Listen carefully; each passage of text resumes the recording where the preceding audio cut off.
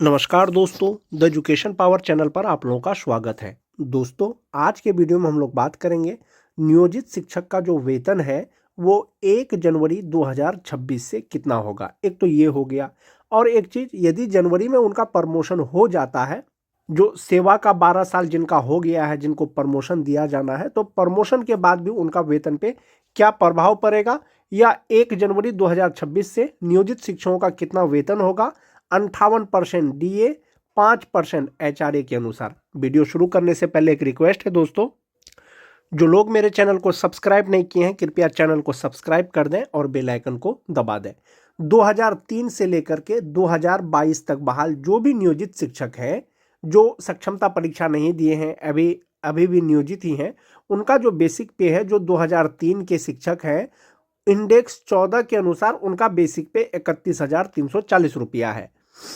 जनवरी 2026 में एक इंक्रीमेंट लगेगा तो उनका बेसिक पे 32,290 रुपया हो जाएगा। एक ये हो गया।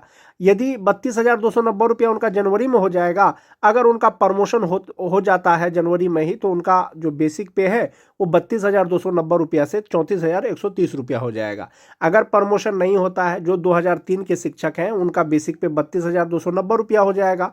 जो 6-7 के शिक्षक हैं 30,420 रुपया से उनका बढ़ करके 31,340 रुपया हो जाएगा।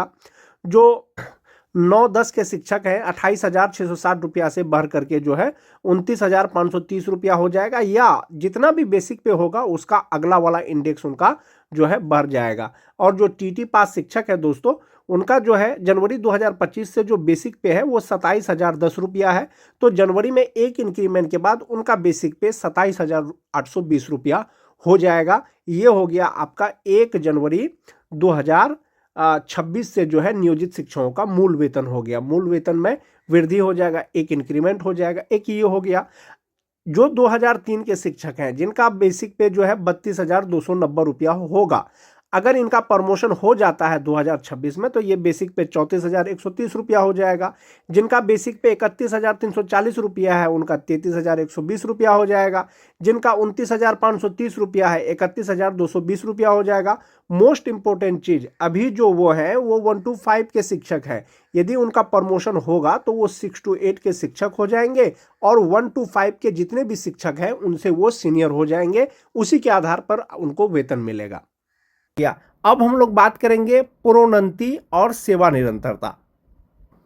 जो भी विशिष्ट शिक्षक है या नियोजित शिक्षक है उनके सैलरी पे क्या डिफरेंस होगा, या जो डीए 60% का घोषणा किया गया है केंद्र सरकार के द्वारा, और यदि आपको मई महीने से अगर डीए 60% डीए के आधार पर वेतन मिलेगा तो कितना मिलेगा।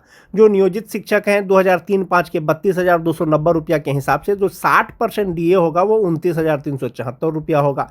ऐसी स्थिति में जो उनका ग्रॉस सैलरी होगा वो 56,079 रुपया होगा, और 60% डीए के अनुसार उनका जो इनहैंड सैलरी हो जाएगा वो 52,479 रुपया हो जाएगा। क्योंकि आप सभी जानते हैं कि जो नियोजित शिक्षक हैं या विशिष्ट शिक्षक हैं उनका प्रोन्नति का प्रक्रिया चल रहा है। बहुत से जिला में इसकी प्रक्रिया शुरू भी हो गई है। तो 2003-5 के शिक्षक का अगर प्रोन्नति होगा, कालबद्ध प्रोन्नति लगातार 12 साल जिसका सेवा का हो गया है, तो उनका मूल वेतन हो जाएगा 34,130 रुपया, और 58% डीए के स्थान पर अगर 60% डीए मिलेगा तो 20,478 रुपया आपका डीए हो जाएगा। एचआरए 5% ही लिया गया है तो 1,760 रुपया हो जाएगा। 1,000 रुपया मेडिकल हो गया। 3,600 रुपया इनका ईपीएफ अकाउंट में जमा होगा, तो ग्रॉस सैलरी इनका होगा 59,115 रुपया, और इनहैंड सैलरी हो जाएगा 55,515 रुपया। 2003-5 के जो नियोजित शिक्षक हैं जिनका कालबद्ध प्रोन्नति होने वाला है, यदि कालबद्ध प्रोन्नति हो जाता है 60% डीए के आधार पर ये गणना है। जो विशिष्ट शिक्षक की अगर बात करें, 2003-5 के शिक्षक जो परीक्षा देने के बाद राजकर्मी बने हैं, विशिष्ट शिक्षक बने हैं, इंडेक्स 10 के अनुसार उनका बेसिक पे हो रहा है 32,620 रुपया, और 60% डीए के अनुसार उनका 19,572 रुपया हो जाएगा।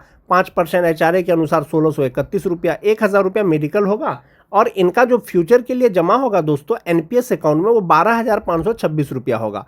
ग्रॉस सैलरी इनका होगा 62,100 रुपया, और इनहैंड सैलरी उनका हो जाएगा 49,574 रुपया, और पहले 48,000 समथिंग उनको मिल रहा था। तो 2% जैसे ही डीए बढ़ा है तो 2% के आधार पर उनका जो फ्यूचर के लिए जमा होता था उसमें भी वृद्धि हो गया है, और उनका इनहैंड सैलरी पर भी वृद्धि हो गया है। और यदि विशिष्ट शिक्षकों का भी तो प्रमोशन का प्रक्रिया चल रहा है, यदि उनको प्रमोशन मिलेगा तो उनका जो बेसिक पे हो जाएगा वो 36,530 रुपया हो जाएगा इंडेक्स 10 के ही अनुसार, और 60% डीए के अनुसार 21,918 रुपया हो जाएगा, 5% एचआरए के अनुसार 1,827 रुपया हो जाएगा, 1,000 रुपया मेडिकल हो जाएगा, और उनका जो फ्यूचर के लिए जमा होगा एनपीएस अकाउंट में वो 14,028 रुपया होगा। ग्रॉस सैलरी हो जाएगा 69,428 रुपया, और जो इनका इन हैंड सैलरी होगा 55,400 रुपया हो जाएगा। 2003-05 के जो नियोजित शिक्षक हैं ये होगा उनका प्रोन्नति के बाद। एक ये चीज़ हो गया दोस्तों।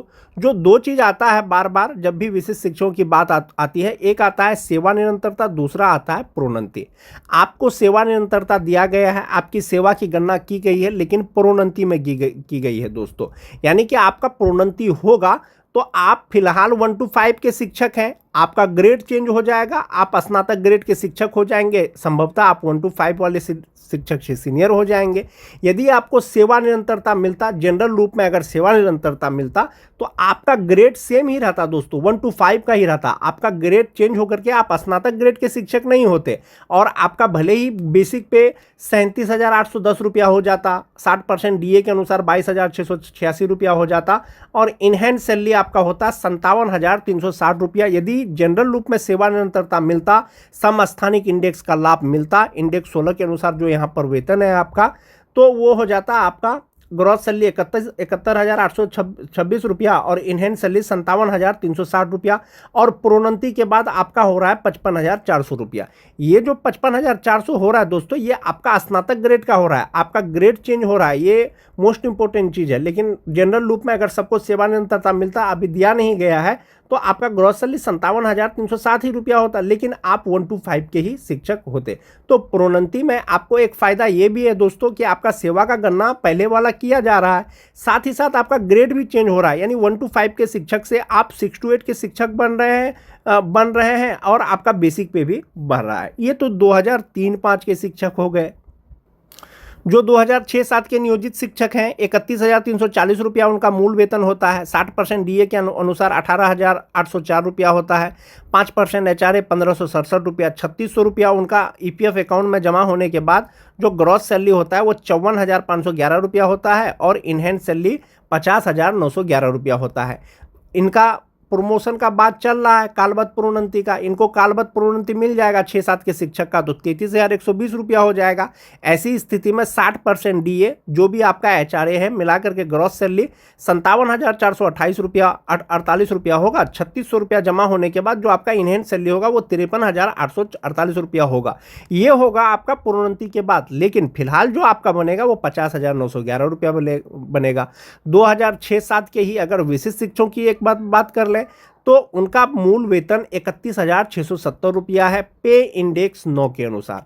60% डीए 19,002 रुपया हो जाएगा, 5% एचआरए 1,584 रुपया हो जाएगा, और 1,000 रुपया मेडिकल का हो जाएगा। तो 12,161 रुपया इनका एनपीएस अकाउंट में जमा होगा, और इनका ग्रॉस सैलरी होगा 60,320 रुपया, और इनहैंड सैलरी इनका होगा 60% डीए के अनुसार 48,159 रुपया, जो 2006-07 के शिक्षक हैं, विशिष्ट शिक्षक हैं। अब प्रमोशन का बात चल रहा है, इनका प्रोन्नति होगा तो बेसिक पे 31,670 रुपया से सीधा उनका हो जाएगा दोस्तों 35,470 रुपया इंडेक्स 9 के अनुसार। और ऐसी स्थिति में 60% डीए 21,282 रुपया हो जाएगा, 5% एचआरए 1,774 रुपया हो जाएगा, 1,000 रुपया मेडिकल हो जाएगा, 13,620 रुपया इनका एनपीएस अकाउंट में जमा होगा, और 67,441 रुपया इनका ग्रॉस सैलरी होगा। इनहैंड सैलरी इनका हो जाएगा 53,821 रुपया। जनरल रूप में सेवा निरंतरता नहीं दिया गया है दोस्तों, आपको सेवा निरंतरता मिला है, लेकिन मिला है आपको किसमें, प्रोन्नति में आपको उसका लाभ दिया जा रहा है। तो प्रोन्नति में दिया जा रहा है तो आप 1 to 5 से यहाँ भी 6 to 8 के शिक्षक बन रहे हैं, स्नातक ग्रेड के शिक्षक बन रहे हैं, तो 53,821 रुपया इनहैंड सैलरी मिल रहा है। सेवा निरंतरता अगर मिलता तो आप सेम ग्रेड में ही रहते, 1 to 5 में ही रहते, आपका भले ही इनहैंड सैलरी कुछ बढ़ जाता। 2009-10 के अगर शिक्षकों की बात करें दोस्तों, उनका बेसिक पे जो नियोजित है 30,420 रुपया होता है। 58% डीए के स्थान पर 60% डीए अगर मिलेगा तो 18,252 रुपया हो जाएगा और इनका इनहेंस सैलरी हो जाएगा 49,393 रुपया। प्रोन्नति अगर इनका हो जाएगा तो मूल वेतन 32,120 रुपया हो जाएगा, 160 रुपया हो जाएगा। 60% डीए, 5% एचआरए, मेडिकल लगा करके ग्रॉस सैलरी 55,864 रुपया और इनका जो इनहेंस सैलरी होगा 52,264 रुपया होगा। जो नियोजित शिक्षक हैं 9-10 के, यदि उनका प्रोन्नति हो जाता है, प्रोन्नति के लिए शर्त है दोस्तों लगातार 12 साल का सेवा जो नियोजित शिक्षक है। जो विशिष्ट शिक्षक हैं इनका बेसिक पे 30,750 रुपया हो रहा है 2009-10 के शिक्षक का। 60% डीए, 5% एचआरए, मेडिकल लगा करके ग्रॉस सैलरी 58,596 रुपया। इसमें से दोस्तों आपका 11,808 रुपया एनपीएस अकाउंट में जमा होगा। इनहेंस सैलरी मिलेगा 46,788 रुपया 60% डीए के आधार पर। जो 2009-10 के विशिष्ट शिक्षक हैं यदि इनका प्रोन्नति हो जाता है आने वाले समय में तो उनका बेसिक पे 34,440 रुपया हो जाएगा और डीए अगर 60% ले लें दोस्तों तो 20,664 रुपया हो जाएगा। 5% एचआरए, मेडिकल लगा करके जो ग्रॉस सैलरी होगा वो 65,511 रुपया होगा। इसमें से 13,225 रुपया उनका एनपीएस अकाउंट में जमा होगा और इनहेंस सैलरी हो जाएगा 52,286 रुपया। जनरल लूप में सेवा निरंतरता नहीं मिला है। जनरल लूप में अगर आपको सेवा निरंतरता मिलता तो 35,640 रुपया हो जाता, 1 to 5 का ही होता। आपको प्रोन्नति मिल रहा है तो आप 6 to 8 के शिक्षक बन रहे हैं। तो सेवा निरंतरता के बाद जो इनका इनहेंस सैलरी होता 54,074 रुपया होता। तो इस प्रकार से दोस्तों जो विशिष्ट शिक्षक हैं उनको उनका सेवा का गणना किया जा रहा है, प्रोन्नति में किया जा रहा है। तो प्रोन्नति में जो किया जा रहा है कुछ शिक्षक को दोस्तों हो सकता है कि लगे कि उनका वेतन कम है, लेकिन ऐसा नहीं है दोस्तों। विशिष्ट शिक्षक आप बने हैं तो नियोजित शिक्षकों से आपका वेतन अधिक ही है। प्रोन्नति आपका हो रहा है तो आपका ग्रेड चेंज हो रहा है। 1 to 5 से सीधा 6 to 8 के शिक्षक बन रहे हैं और 1 to 5 के शिक्षकों से आप सीनियर हो रहे हैं। एक ये चीज़ हो गया दोस्तों। एक बारी बात